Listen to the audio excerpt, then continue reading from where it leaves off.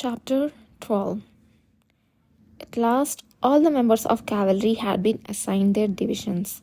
The commander, Kishir Laor, announced a 1-month grace period during which the members could actually live their lives and make any necessary adjustments. He also proclaimed that the treatment of the cavalry members would be expanded to a level equivalent to the imperial knights. Furthermore, those without last names would soon be granted one, a declaration that surprised everyone. The cavalry members now belonged directly to the imperial palace, and they received a monthly salary equivalent to that of a third-class official. They were granted the right to reside anywhere within the Our Empire and could use any state-operated facility without having to pay a fee. If they were accused of committing a crime, the punishment would be decided upon and administered by the cavalry commander and the emperor rather than the provincial lord. In essence, this granted them the same absolute immunity that the imperial knights possessed. Consequently, their accommodations also changed. Those who had a house in the capital could now commute from their homes instead of staying in the barracks. Members who chose to remain in the barracks each received a room of their own. While there was a restriction that they could only live in the barracks for up to 5 years, excluding the commander, this was more than enough for those who did not yet have sufficient wealth to buy a house in the capital. It's incredible. We are really being treated just like the imperial knights. Of course, they each get a servant when they are assigned a room, but we don't need that much, one member said. That's right, we are capable of dressing ourselves, another one added. Laughter erupted among the cavalry members who had gathered for a meal after the shocking morning announcement. Everyone's face was bright, filled with hope. Among those beaming faces, Yudhir silently dipped his bread into the stew and chewed. Yudhir, did you hear? We will also get the same 30-day of vacation as the Imperial Knights. If our children are also awakeners, we can pass on this treatment to them too, Gakane said with a smile. When we share this news with our hometown, everyone will be delighted. The days of being looked down upon for not having a land to inherit will finally be over, Gakane continued. Yes. Oh, don't you have to inform your family in your hometown as well? I'm alone. At Yudhir's words, Gakane's eyes widened, and he quickly looked apologetic, like a dog with drooping ears. I see. I'm sorry. I just assumed you had family back home because of what Kana said when she read the bracelet. My bracelet? Yudhir recalled the day he went to register for the cavalry examination. He met Kana for the first time that day, and in order to test her abilities, he had handed her the bracelet from his pocket to read. The bracelet, made from small stones carved and strung together with thread, was the only keepsake he had from his grandfather. It was the single gift his grandfather had made for his young grandson, who would be left alone just before he passed away. Although the bracelet was now too old and fragile to wear, wearing it might break. Yudhir had kept it in his pocket as he had not yet fully settled into the capital. After becoming the commander, Yudhir had barely paid any attention to the bracelet, and when he returned to find it in his pocket, he felt a strange sense of unfamiliarity. It's okay, Yudhir briefly replied to Gakane and thought of the old cabin in his hometown's mountains. He hadn't properly tidied up the house before leaving in case he didn't pass the cavalry test, so he figured he should visit and take care of it if he got a vacation. Yudhir, how about coming to my house during your vacation? I told my parents and sibling about you in a letter, and they are all curious. There are plenty of delicious food and fun activities in South. We will treat you well, so come and see. What about us, Gakane? A few other members who were dining nearby asked in a half-joking tone. Are we not your friends?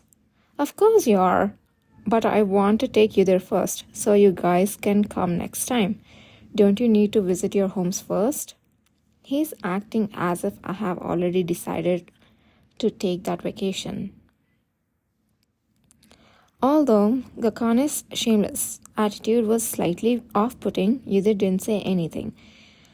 The handsome man with the bright red hair like a rose never tried to leave Yudhir's side. Yudhir didn't know what Gakane liked so much about him. But even after they were assigned individual quarters, Gakane visited him every day, urging him to hang out. Yudhir had to chase him away several times. Thanks to Gakane's persistence, the attitude of other members who had treated Yudhir harshly began to change. Yudhir was extremely surprised by the fact that he was accepted among the members to this extent solely due to the presence of Kana and Gakane. Yudhir, you'll get a last name too, right? I'm envious that you'll receive a last name from His Majesty, the Emperor. I'd like to get one too. Don't say that anywhere else. As Yudhir frowned and grumbled, Gakane hurriedly raised his hand. I don't mean I envy commoners or anything like that. It's just an amazing opportunity. There were only a few in the Empire's history who received titles and names bestowed by His Majesty, the Emperor. I am just envious of the chance to be recorded there. The last names and names bestowed by the Emperor were very special gifts given only to those who had made significant contributions. However, for Yudhir, who had achieved the incredible record of receiving both, they didn't hold much meaning. Even if I receive them, it won't be that great.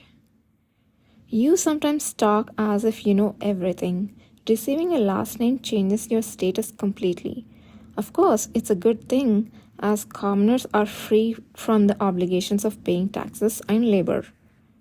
He was right, but could there be anything that was unconditionally good in this world? Those who held titles were given new duties and responsibilities unique to them. The cavalry members who would receive many things because of their power would have to fight another war from now on. Besides, the last name that will be given is hardly a last name at all. Ignoring Gakane, who seemed ready to recite 100 good things that would come from receiving a last name, Yudhir finished his meal and got up from his seat. I'm leaving first. Yudhir, let's go together. Gakane put down his unfinished stew and got up. Wouldn't it be better to finish your meal first? We are going to the swordsmanship training ground anyway. If I eat too much, I'll just feel like throwing up. Gakane lowered his head and playfully pretended to vomit.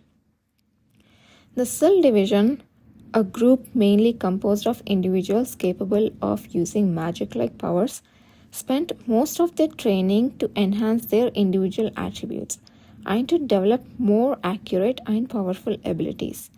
As a result, there were rarely a need for them to gather and train together. But the Shin and the Sil Division often had many members with similar abilities. Most of them belonged to the category of physical enhancement or excelled in using various weapons. They had to learn various techniques for using different weapons and how to protect others while coordinating their breathing. Among all the weapon techniques, it was the sword that Kishir Lahore demanded the Shin and the Sil divisions to put the most effort into training. Yudhir thought he could guess the intention behind this. Swordsmen had traditionally been treated as superior to those who wielded other weapons, while swordmasters who made a name for themselves in history were relatively common. Bowmasters or lancemasters were not. Swordsmanship had traditionally been the martial art of nobles, and the most commonly available weapon was the sword. The ease of access to the sword resulted in a large number of people training and admiring it, proportionally increasing the chances of swordmasters emerging. When people thought of swordmasters, they would envision a high-ranking general or a knight commander responsible for their country's military power.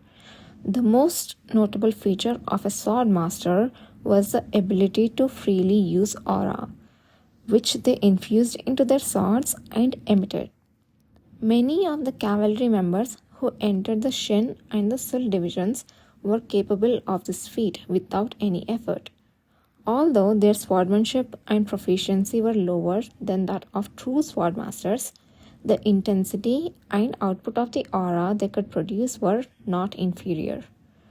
Kishir Lahore intended to raise the status of the cavalry and gain strength through this ability. Still, I wonder what the commander was thinking when he designed the new training ground as the Imperial Knights Training Ground number 1. I heard that only high-ranking officials above deputy level use that place.